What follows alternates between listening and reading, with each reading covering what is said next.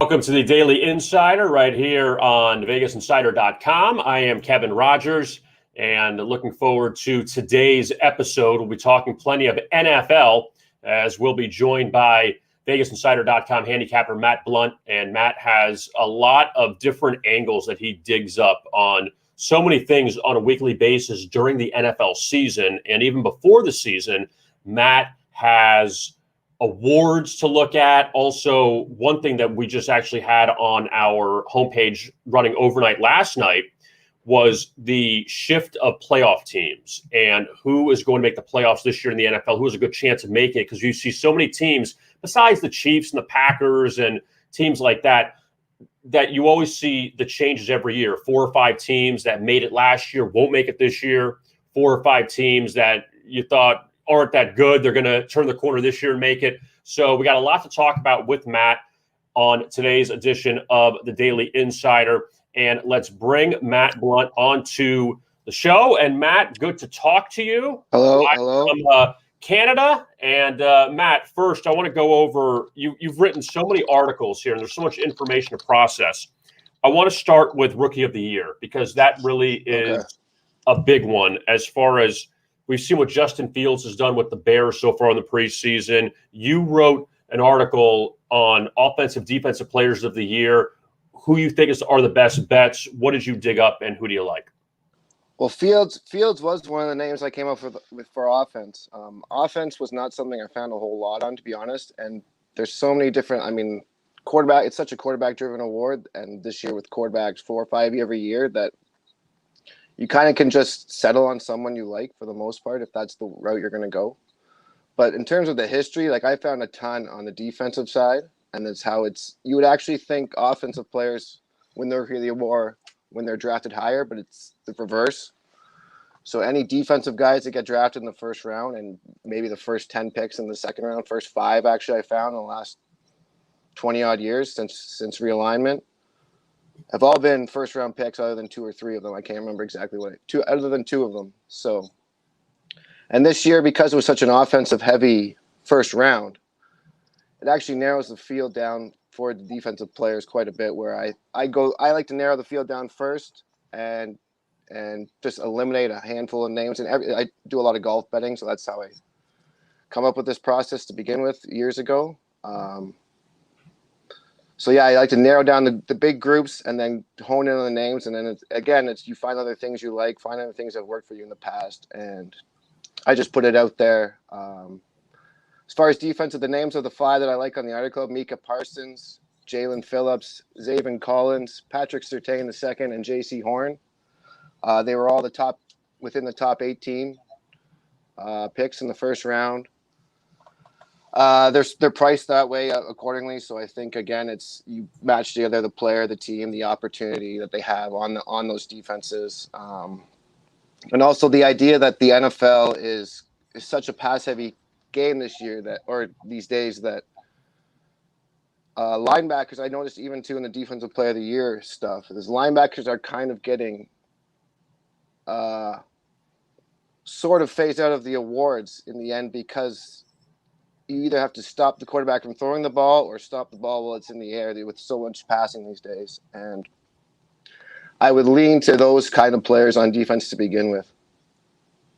Now, looking at the offensive side, Matt, it's always going to be about the quarterbacks. It's always going to be about a guy like Trevor Lawrence in Jacksonville, Zach Wilson with the Jets. Right out of the gate, they're probably going to start. But then you have Trey Lance in San Francisco, who probably won't start the season because Jimmy Garoppolo is going to be the guy. We've seen Chicago now. Andy Dalton's going to start the season. Justin Fields will eventually come in. And then even New England, if Mac Jones ends up playing at some point for Cam Newton. So you didn't really see any value with any of the offensive guys as far as from the offensive Rookie of the Year standpoint? Well, I think it's personal choice for one. I do think Fields, way back when, before I lost a lot of fandom, I would classify myself as a Bengals fan before they kept Marvin Lewis for about 5-6 years too long. But so I know a lot of Dalton. I don't expect him to be the starter for the whole year, maybe even for the first month. So I think because the opportunity is there for Fields to go, regardless of what he does in the preseason, I think this would be the play. I mean, I know Lawrence and Wilson have the opportunity as well.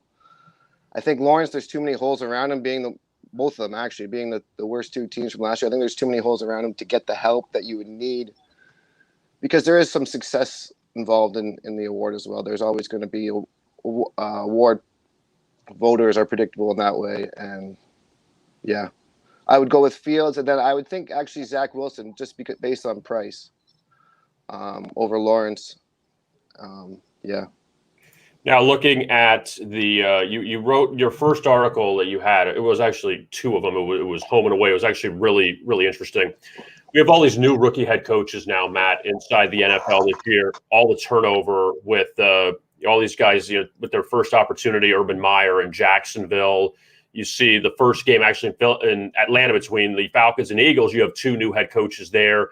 And, Urban Meyer faced a new head coach with David Kelly, who's in Houston. The Texans have a lot of problems. But you wrote two articles about rookie head coaches, how they do in their home opener and in their road opener. And what did you uncover with that? Well, I found a lot of things that were, the basis for this came because I used to love fading rookie quarterbacks on their first road game. So I thought I'd bring it to coaches. One, because it's easier to backtrack, to be honest. And two, I think the rookie coaches have a lot more on their shoulders because they were the ones that did all the planning for that one time, and they don't necessarily know how their planning is going to result in the end. And they can figure out what works and what doesn't after preseason games for one, and then after regular season games for two. But I'm just looking at what I found here. So you really do kind of want to back rookie head coaches on the road because the same idea that I had way back when of just blindly fading rookie quarterbacks is it's the too much perception there, and the lines tend to get skewed. It doesn't help you in those two games where the rookie coaches are squaring off against one another. But a lot of times when they're rookie head coaches, they're coming into a situation that was a bad team. Obviously, the coach got fired. And the idea is it's going to take some steps to either get the new program implemented or the new talent join together. So there's actually a little bit more value in taking the underdogs on the road because, again, that's a situation they don't know how to deal with. Well, they haven't dealt with hostile environments in the NFL on the road as the head guy. And spreads and perspectives get inflated based on a week of shows and talking in the betting market and betting market having action. So you can get a lot of value just taking these guys to at least show up and be a tough out in the first week. Now, looking at a couple of other awards, Matt, offensive and defensive player of the years, again, separate from MVP. And for one of them with offensive player of the year, you do like Lamar Jackson. He had a bit of an off year last year, won the MVP 2 years ago, had a fantastic season for the Ravens, but then took a step back a little bit last year. Ravens had some other issues with COVID and other things. But Lamar, that's a guy that you like as one of your favorites to win the offensive player of the year? Yeah, I think he's one of them. I think, again, it's going to be a quarterback-driven award. Like I wrote, there's a lot of the time the MVP and the offensive player of the year are the same person. So at times you can even think of it too as almost like the second MVP award if it's not going to be the same person. So you got to keep in mind guys who you would bet for the MVP market might be just as good a bet in the player of the year market based on price, based on situation. Maybe they end up going 13-4 this year, and there's the guy that wins the MVP, his team goes 15-2. So you never know quite what the difference could be. And Lamar. And I do have Baker Mayfield in there as well. I think the AFC North, whoever does come out of that, if it's not the usual bloodbath that it is, where the winner was 10-6 every year for a while, 11-5, that one of them that does, if they do separate themselves, at least in the regular season, they'll have a good chance of being in these awards. Now, on the defensive side, you mentioned Baker Mayfield, his teammate Myles Garrett in Cleveland. That's someone that you actually like to win that award. Yeah, I'm not sure I would go big on it. because especially I wouldn't combine them. It's very rare to have the same team win both awards. But Garrett, he's one of the best players on the field if he's on the field. He's got opportunity in Cleveland. Cleveland's the one team that everyone expects to take that big jump upwards, and even go further than they did last year, which was quite remarkable in itself.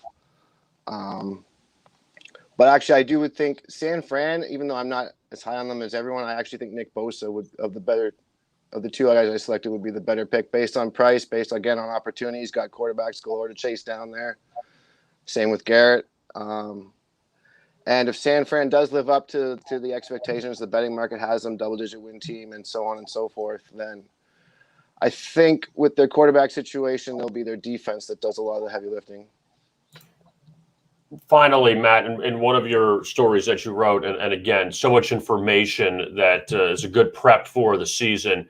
What I always like is the new playoff teams. Everyone always wonders who's going to be, those 4 or 5 teams that won't make it again this year, and the ones that underachieved last year that are going to take that next step. And we can all already think that the Chiefs, the Packers, the Titans, the teams like that, the Bills, that they'll be in already. But it's about those other teams. You have the extra playoff team like you had last year with the expansion of in the wild card round. That what are some of the things that you discovered as far as teams, will it be the Dolphins? Will it be the Raiders? That those kinds of teams that will make that jump to the playoffs this year? Mm-hmm. Well, when I was looking into it, I went into it with an open mind, to be honest, because I've always been curious. I mean, everyone, you can make a case for a lot of, there's so many teams that miss the playoffs. You can make a case for a good handful of them every year, just off the top of your head. But the one thing that surprised me most was the first thing I wrote about this, that showed that one of the worst 3 teams in points per game from the previous year makes it every year the last 5, which means one of Jacksonville, the Giants, or the Jets would make it this year if that trend continues. And of the 2, again, the Jets and the Jacksonville, they were bottom of the league last year. I think they have too many holes. But the Giants is another team in a division where I think it's full of opportunity for pretty much everyone. So of those 3 in that trend, and then as I go on, there's more things that pop up for the Giants that help them fit the profile of these teams that do make that leap from missing the playoffs to the playoffs. That they would be one of my selections as well. And Miami is a similar selection in the same idea that there's opportunity there in the AFC East. If they split the home and home with the Bills, or even let's just say sweep the Bills, like who knows where Miami season go. I'm not a huge believer in them, but I think their metrics on both sides of the ball, especially defensively last year, made them strong enough to think. And defense is something that can carry over early on. So I think Miami and the Giants would be the 2 teams I would hone in on to be the new playoff teams this year. As far as the preseason has gone so far, Matt, we know that the unders have been on a ridiculous run. It's 10-5 in week 2, and it went nuts in week 1, and so it kind of tapered off a little bit. Jacksonville, New Orleans to wrap up week 2 of the preseason. How much have you really played the preseason, or have you kind of just backed off a little bit, kind of observing and then waiting for the regular season? I don't do a whole lot of anything in preseason. I know you can do very well if you on top of the information, who's playing, who's not. I don't necessarily concern myself with that during the year, so I don't really bother with it in the preseason. Also, it's the end of summer. I know what's coming September, October, November, December, how busy the seasons get with not just NFL, but other sports that go on that I get involved with. So I do kind of prefer to just enjoy what's left of my summer up here in Canada, and then take in the highlights here and there, let all the news stories debate it all day, and then I'll stick with what I've got for at least going into the season and make adjustments from there. Finally, Matt, is there anything in week 1 of the NFL that you've had an eye on, or something you're interested in right now? Well, I'm curious about Dallas and just the idea of fading the champs is something I've always thought about doing or do in sports, just in the first game, whether it's hockey, college football,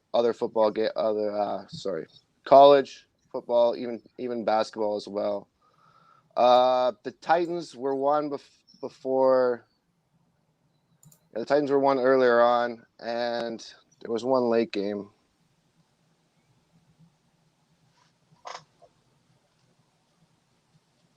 The Raiders. As much as I like Lamar Jackson to have a great year this year again, I'm not sure anyone is the Raiders situation after 2 years of build up without fans is. I'm not sure I'd want to go against that either.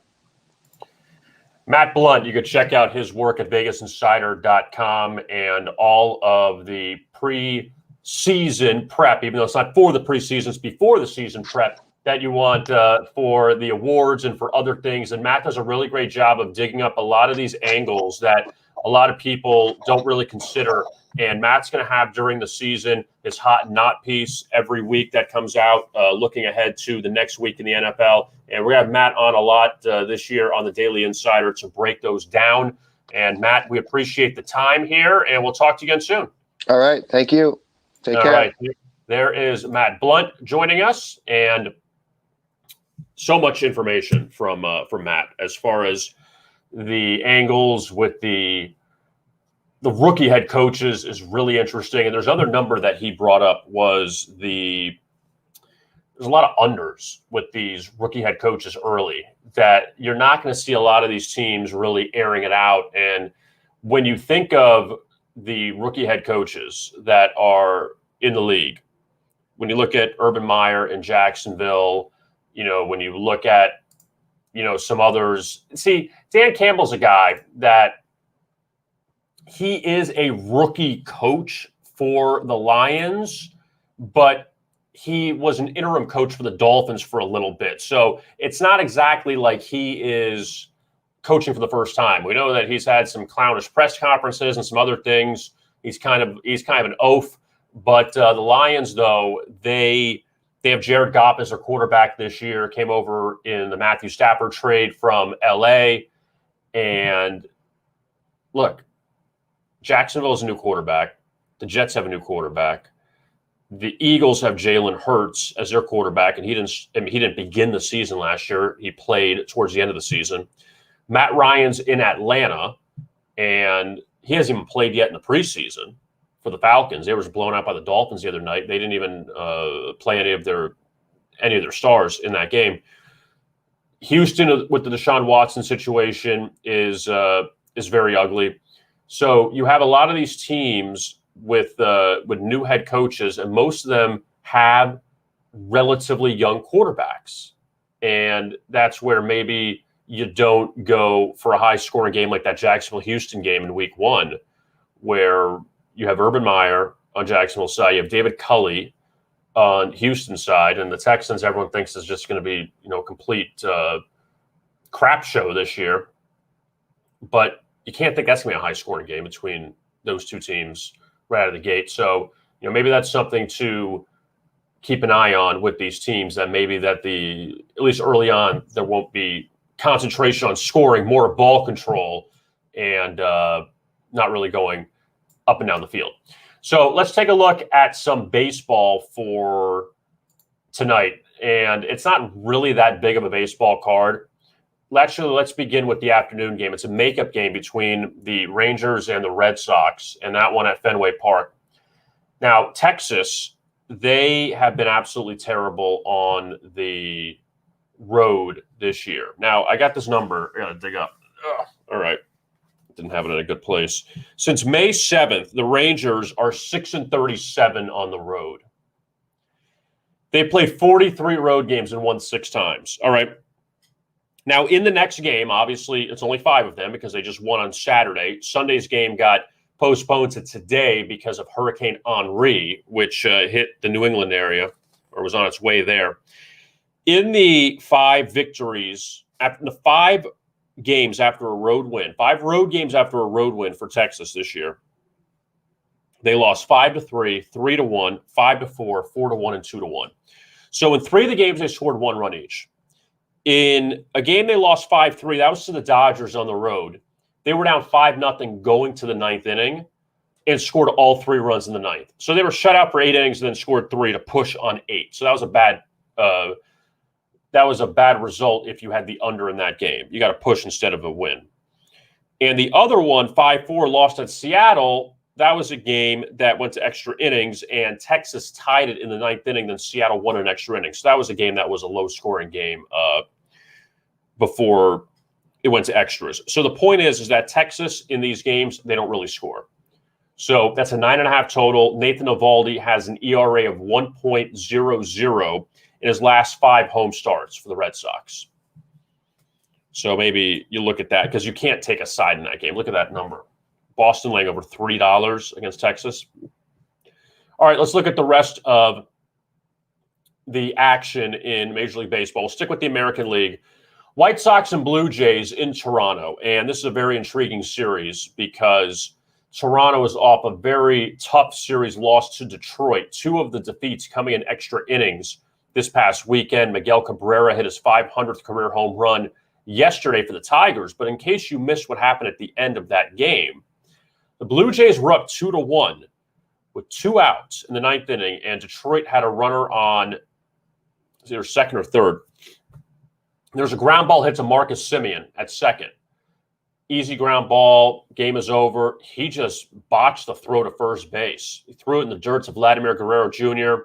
Ball got away. Tying run came in. Detroit won in extra innings. So Toronto was on the doorstep of winning that game yesterday, and they couldn't hold on. And on Friday, they were up 1-0 late. Detroit tied it. Then Detroit blew up in extra innings and won. So the Tigers bounced back from losing or getting swept at home by the Angels. They had that 10-2 lead on Thursday that they blew, but then they come back, a really good series win over the Blue Jays. Okay, so Toronto gets Chicago tonight, and the White Sox go north of the border. Lance Lynn, AL Cy Young favorite right now. He got ejected his last game against Oakland because he had an issue with the umpires questioning him. He threw his belt apparently at the umpire, but the White Sox ended up winning that game over Oakland, and Lance Lynn's numbers have been very good, double-digit wins in the season. Alek Manoah, who is a rookie for Toronto, he's pitched well this year. He got lit up by the Nationals his last time out, but he's actually pitched well at home or in the Toronto home games because their home games have been in Dunedin, Florida, in Buffalo, New York, and at Rogers Center in Toronto. So he's pitched well when not on the road, and that number right now, it's basically like a pick 'em. I like Toronto in that game. I do. I think that they bounce back tonight. And look, Chicago coming off a tough weekend at Tampa Bay where they lost 2 of 3. And again, Toronto's playing for their playoff lives right now. Chicago's in cruise control of the AL Central. Chicago can lose like 10 straight and they'll still be fine, just the way it's going. So that's going to be a good game going up north. Kansas City plays Houston for the second series in the last week or so, and the Royals actually, they took 3 of 4 from the Astros last week at home, and the only loss came in extra innings where Kansas City had a chance at a 4-game sweep of Houston. So the Astros got the final game. Astros ended up blowing out the Mariners in back-to-back games at home, and then they blew a late 2-0 lead yesterday. Seattle tied it, forced extra innings, and the Mariners ended up holding off the Astros in extra innings to avoid the sweep. But Kansas City, they're coming off a 3-game sweep of the Cubs at Wrigley Field. And no matter how bad the Cubs have been, that's still a pretty impressive job by the Royals. Now, I'm not going to take I don't want to take credit away from these below 500 teams if they play well. I don't. Because Arizona, who we'll talk about in a minute, they played better. The Royals have played better. I know people aren't paying attention to them down the stretch. They're not going to the playoffs, all right? That if Tampa Bay struggles, the White Sox struggle, the Dodgers struggle, the Giants struggle, okay, fine. But these teams that are bottom feeders, they're actually playing well, unlike Baltimore, who's lost, 18 straight games. That Arizona, Kansas City, they're playing a little bit better down the stretch. So now Kansas City is a huge underdog, and they're facing their old friend Zach Greinke tonight at Minute Maid Park. And Houston, actually, I mean, heavy favorite, considering the fact that Zach Greinke's numbers at Minute Maid Park are nowhere close to his road numbers. That Zach Greinke on the road this year, 6-0, 2.34 ERA at home, 5-3, 4.58 ERA. And Greinke actually pitched well against the Royals when he faced them last week, laying 180 on the road, 3-2 loss to the Royals, but went 6 innings and allowed just 1 earned run. But the home numbers, not as great. He does have 2 losses recently as a 200 favorite at home or higher against Minnesota and against Baltimore.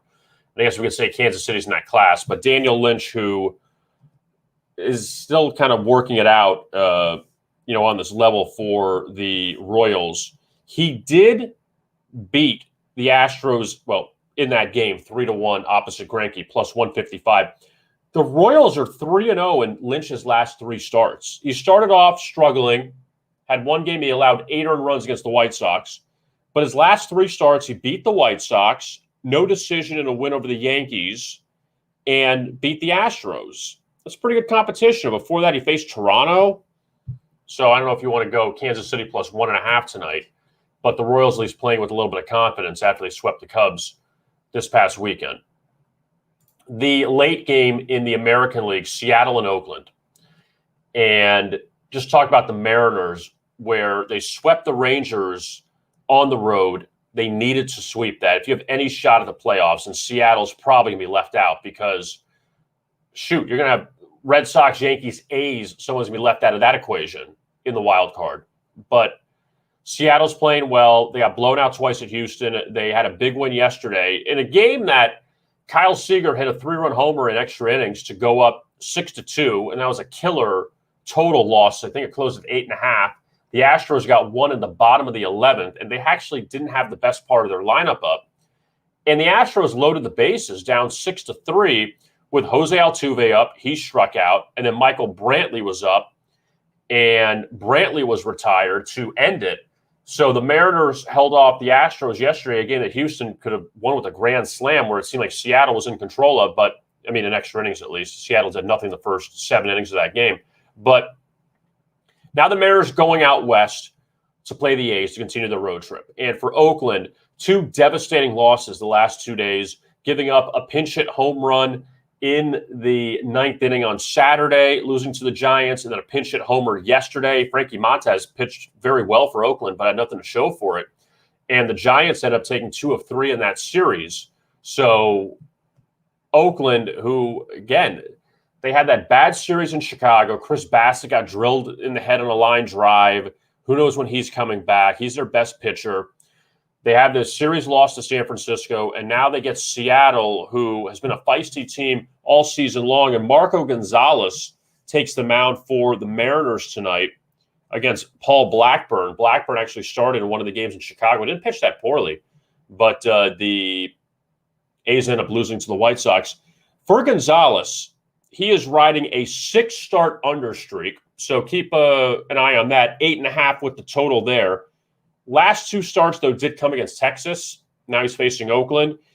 But he has given up just 2 earned runs his last 4 starts. So Gonzalez has pitched better this year or at least of late, for the Mariners. And for Blackburn against Chicago in kind of a spot start, because Cole Irvin was slated to start that game. That was opposite Lance Lynn. Blackburn got the start, and Irvin got pushed to the 4th game of that series, and Irvin actually got the win against the White Sox.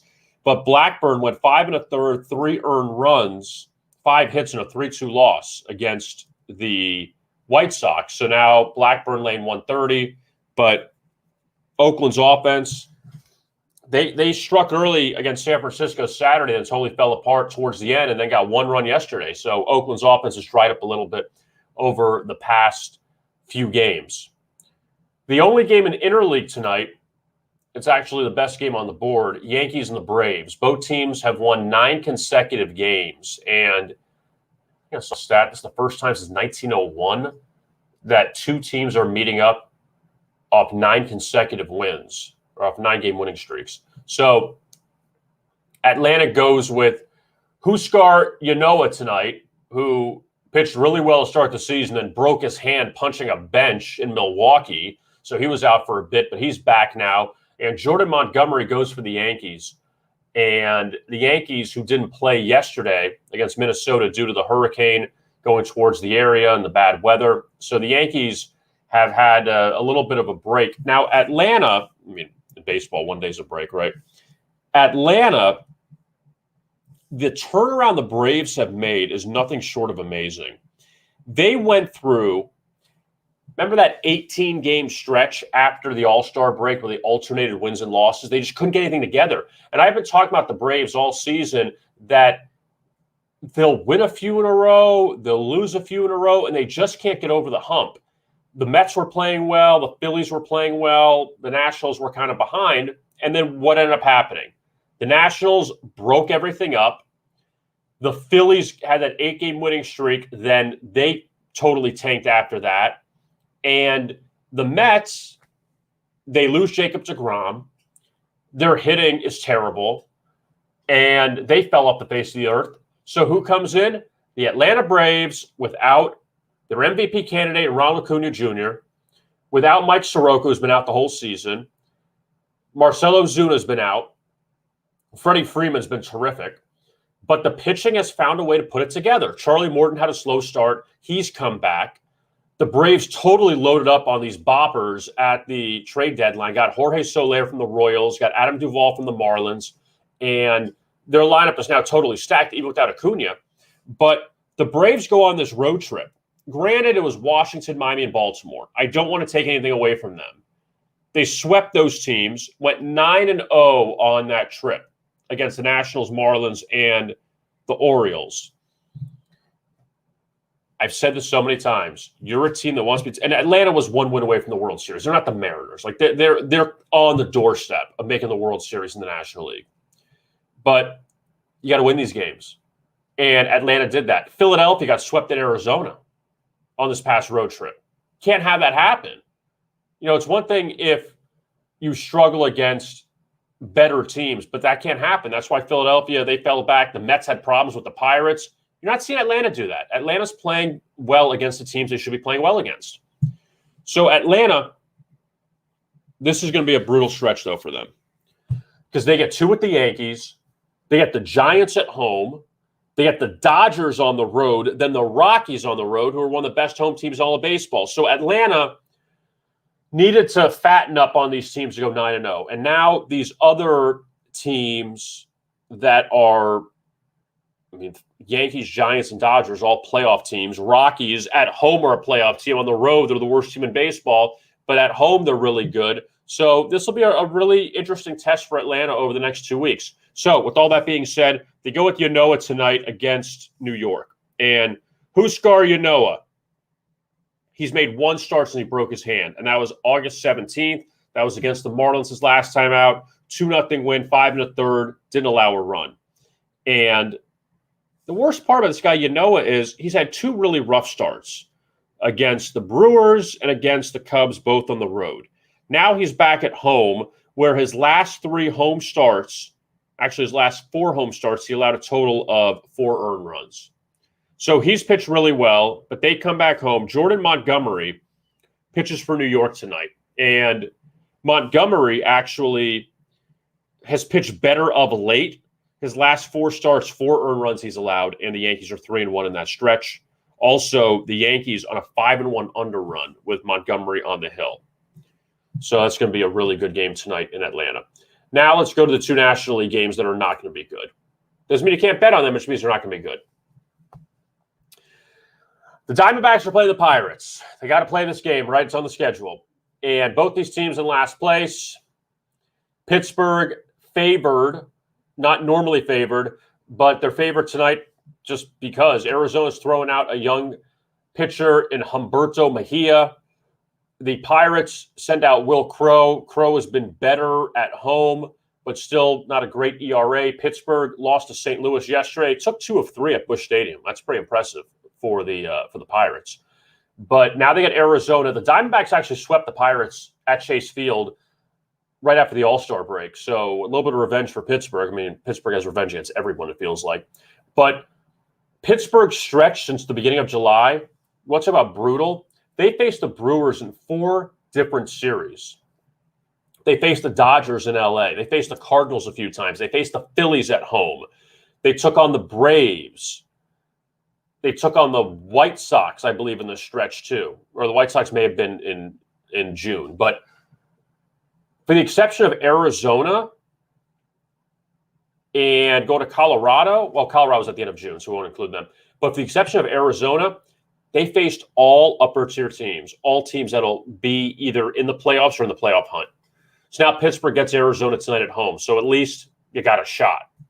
But they played well against the Cardinals this weekend. And for Arizona, they lost 2 of 3 at Colorado. Saturday was a total killer. Zach Gallen was great. Diamondbacks had a 2-0 lead going to the 8th. They pull Gallen, and then all hell breaks loose. Diamondbacks get 2 on a homer to tie it at 2, get a 3-run walk-off homer, win it 5-2. So Arizona's up 2-0 in cruise control, 5 runs, the final 2 innings for the Rockies, and they win 5-2. But the Diamondbacks came back and won yesterday 8-4. Arizona's actually won 7 of 10. So, yeah, they're 41 under 500, but they're playing a little bit better. And the final game of the night, the Rockies and the Cubs. Now, choose your poison here because the Rockies, like I said, great at home, terrible on the road, 14-45 on the road. The Rockies are 20 over 500 at home and 30 under 500 on the road. So they're 10 under 500 for the season. All you got to do is just be a little bit better on the road. That's it. And the Cubs, forget about them. Swept by the Royals this weekend. Offense does nothing. They scored a grand total of 5 runs against the Royals this weekend. That's embarrassing. And the only guy that really, Chris Bubich pitched well. Actually, you know what? They got good outings from everyone, the Royals. But Carlos Hernandez was someone who has actually been really good for Kansas City of late.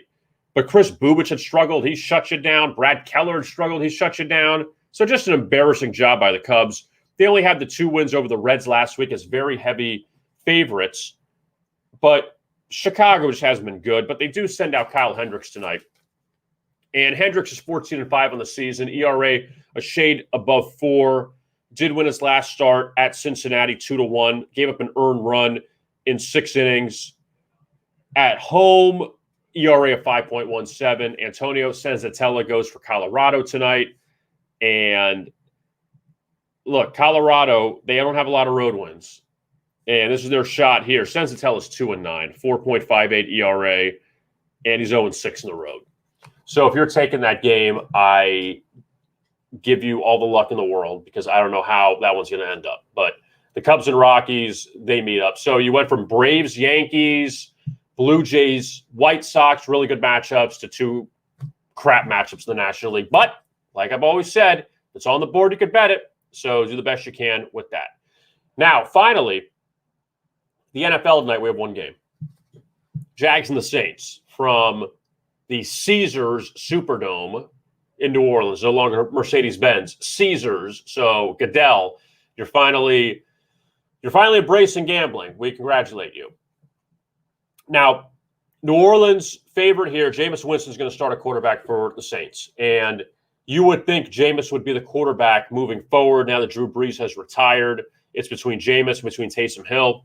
And obviously 2 really different quarterbacks. Taysom Hill can just run all over the place. And Jameis more of a drop-back quarterback.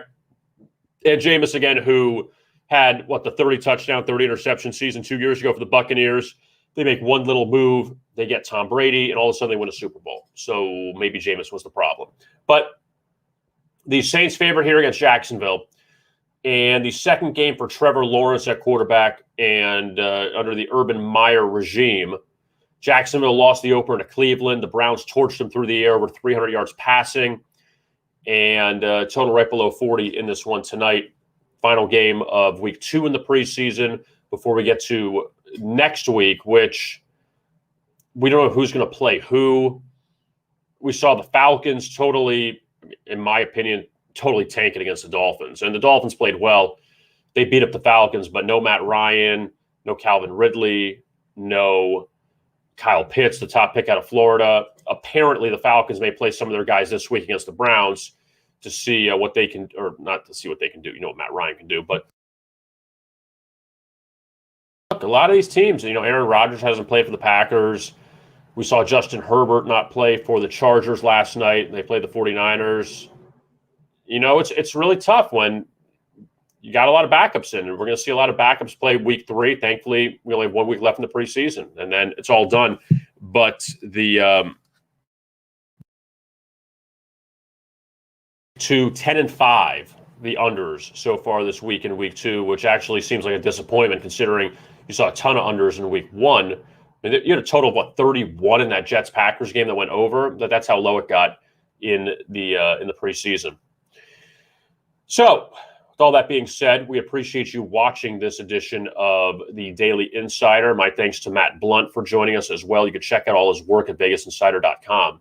And Matt, if you go to the NFL Arena, he's got write-ups on a lot of awards: Rookie of the Year, Offensive Player of the Year, Defensive Player of the Year, MVP, teams that to keep an eye on to make the playoffs this year that didn't make it last year.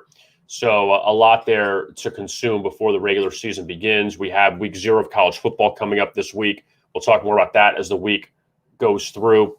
But a very big week in football as far as starting college this week and then transitioning into the regular season of the NFL. So we're very excited about all of that. And we're looking forward to talking about all of that on the Daily Insider here on vegasinsider.com. I am Kevin Rogers. Thanks a lot for watching this edition of the Daily Insider. And in case you miss it, you can always find it on our homepage on vegasinsider.com and also on our YouTube channel at Vegas Insider. I am Kevin Rogers. Thanks a lot for watching. And as always, best of luck with your